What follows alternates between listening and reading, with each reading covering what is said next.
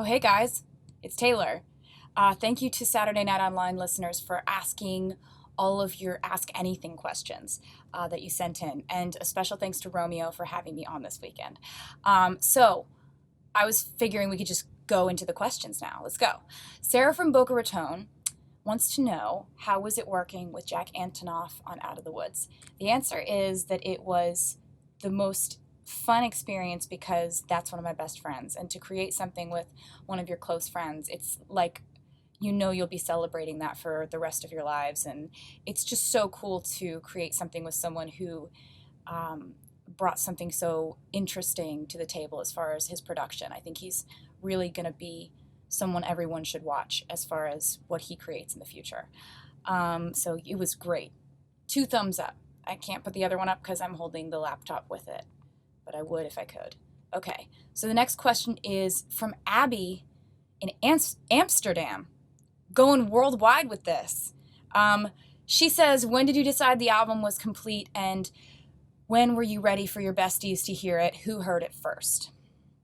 I knew the album was complete after we wrote Shake It Off, actually. That was kind of the final piece to the puzzle.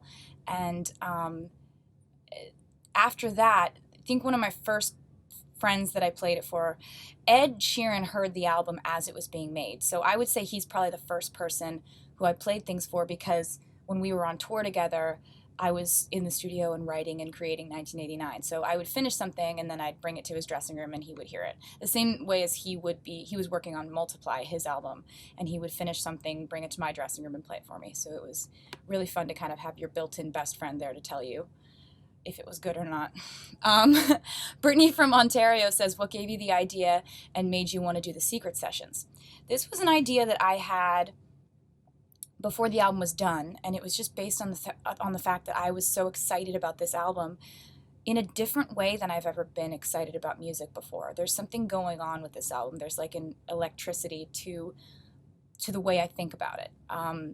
And so I knew I wanted to play it for fans really early. And so then I got to thinking about how it could be this kind of like secret society meetup kind of thing. And I don't think there aren't many things like that anymore. Everything's usually so publicized, and like I wanted them to truly be surprised by what we were doing. So thank you, Brittany, for your question. Alex from Oxford says, do you have a specific songwriting process, or do you just write whenever ideas come to you?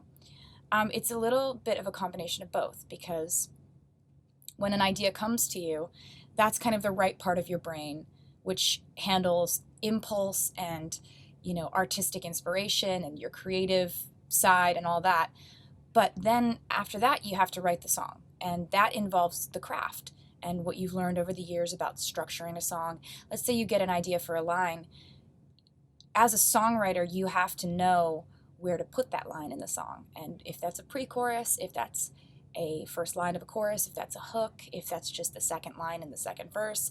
And so the building of a song is where you're kind of knowing the craft has to come in. But it's a little bit of a combination of both, because you never know when you're going to get that random idea, which is what keeps songwriting so exciting for me. I really enjoyed answering your questions, and thank you so much, Romeo, for having me.